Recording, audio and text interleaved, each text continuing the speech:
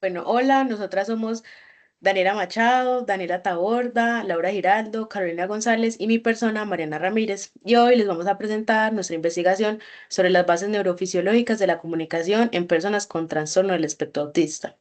Bueno, cuando hablamos de la comunicación en el TEA, muchas veces se piensa solo como en la manera en la que esas personas se comportan en su día a día.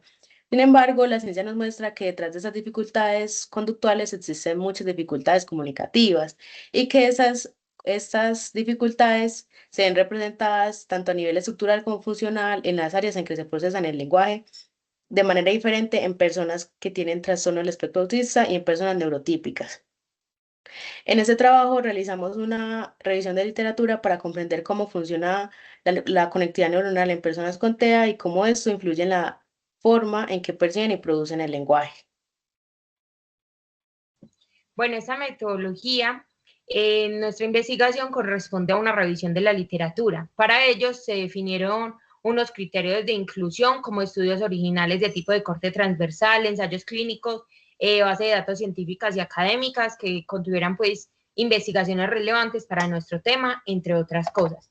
Para explicar así lo más importante de este diagrama, en total de registros identificados de base de datos fueron 7 y los otros registros fueron 34.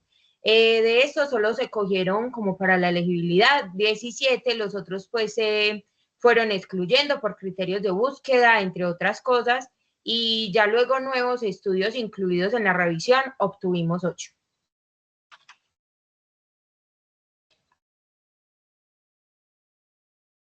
Estos estudios se analizaron bajo un enfoque comparativo para identificar patrones en la conectividad neuronal del TEA respecto a individuos neurotípicos. Para ello, los resultados se organizan según los niveles de afectación del TEA, su impacto y diferencias en la percepción y producción del lenguaje. Listo. Como resultados, en las investigaciones revisadas nos indican que los bebés con habilidades lingüísticas limitadas, o sea, que aún no han desarrollado bien su lenguaje, en este caso, pues por el autismo, muestran respuestas cerebrales más débiles a estímulos como una voz cariñosa o interacciones sociales. Todo esto nos indica una menor sensibilidad al lenguaje afectivo y social, ya que ellos tienen una menor capacidad para procesar el significado emocional de las palabras o de la voz. Todo eso es medido mediante una resonancia magnética funcional. En los niños con trastorno del espectro autista se encontraron alteraciones en los tractos de sustancias blancas del cerebro. Estos tractos son como unas autopistas que conectan diferentes regiones cerebrales y que permiten una comunicación diferente y eficiente entre ellas. Lo importante es que las áreas afectadas están relacionadas con el procesamiento del lenguaje, es decir, que estas alteraciones podrían explicar por qué muchos niños con TEA tienen esta dificultad para comprender o expresarse verbalmente. Eso nos muestra que además de las conductas observables, hay diferencias a nivel neurológico que influyen directamente en el desarrollo del lenguaje.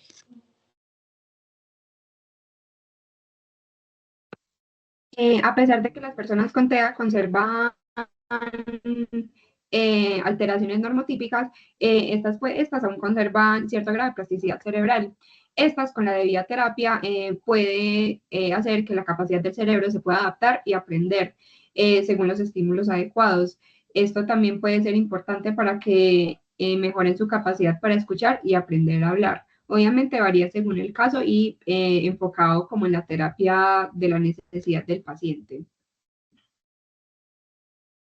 También encontramos que el desarrollo del lenguaje en las personas con TEA puede ser desigual, ya que algunas muestran habilidades cognitivas avanzadas o mucho interés por temas específicos, y otras pueden tener dificultades para comprender lo que leen o para mantener la atención del lenguaje, en el lenguaje hablado. Bueno, otro de los resultados fueron que los bebés con TEA presentan respuestas neuronales atípicas en el área temporal, específicamente en el área de Wernicke, que como sabemos es el área 22 de Brodmann, y en la corteza auditiva primaria, que sería el área 41. Esto significa que desde muy pequeños los bebés con este trastorno del TEA muestran diferencias en la forma en que su cerebro reacciona a los sonidos y al lenguaje. Estas diferencias ocurren en partes del cerebro que normalmente nos ayudan a entender lo que escuchamos y lo que nos dicen. Eso ya se los vamos a empezar a explicar un poco mejor en la discusión. Esta investigación se profundizó la conectividad neuronal en la percepción del lenguaje en las personas con trastorno del espectro autista. En general, los hallazgos evidenciaron que desde los 9 meses de edad, los bebés con altas posibilidades de desarrollar este trastorno muestran respuestas cerebrales atípicas al lenguaje natal y no natal. Estas respuestas se determinan por una disminución significativa de las áreas encargadas del procesamiento del lenguaje, como lo es la del Wernicke, que como sabemos es la encargada pues de la comprensión del lenguaje, la cual se encuentra en el área 22, como se los había dicho anteriormente, ubicada en la circunvolución temporal superior, en la parte posterior del lóbulo temporal.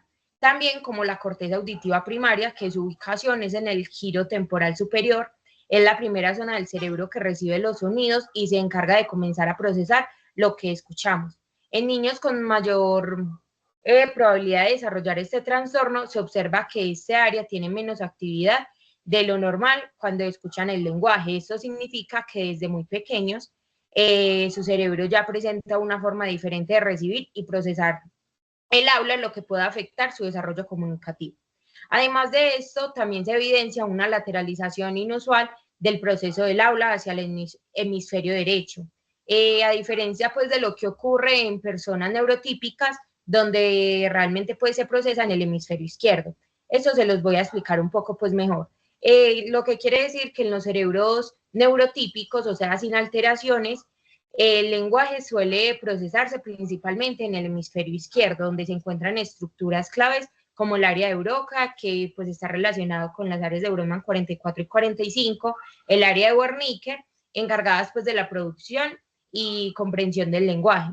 Sin embargo, en algunos niños con trastorno del espectro autista se ha observado algo atípico o inusual, que es el procesamiento del lenguaje, se lateraliza o se activa más al hemisferio derecho. Esto quiere decir que ellos eh, usan más el hemisferio derecho para procesar el lenguaje, o sea que no están reconociendo ni entendiendo adecuadamente el contenido verbal.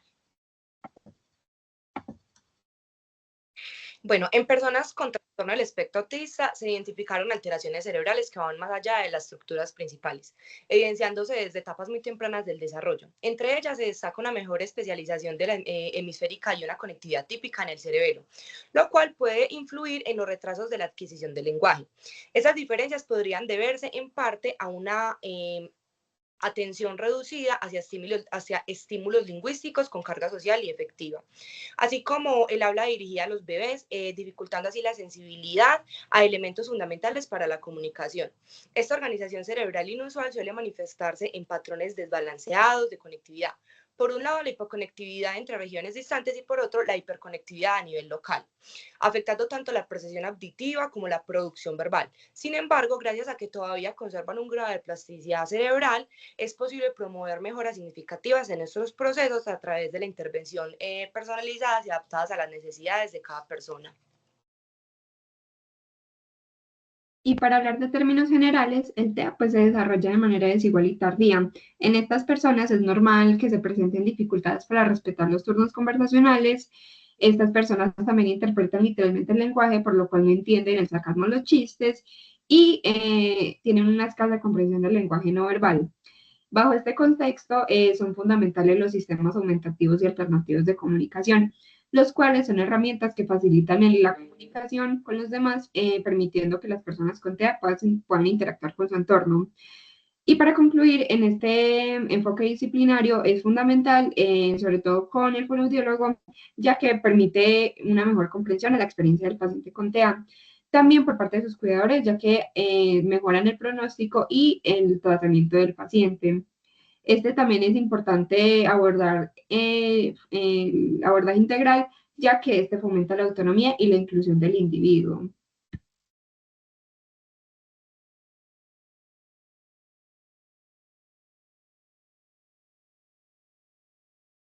Listo, entonces como para ir finalizando, como conclusiones, podemos definir que las dificultades del lenguaje en el trastorno del espectro autista tienen unas bases neurobiológicas que están ligadas a las alteraciones en la conectividad cerebral.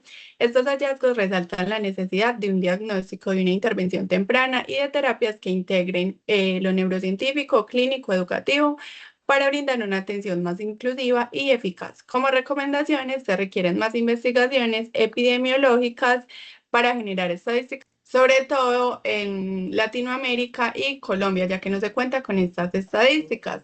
Además, se recomienda un apoyo a las familias para reducir los diagnósticos tardíos, lo que mejorará el desarrollo lingüístico y cognitivo.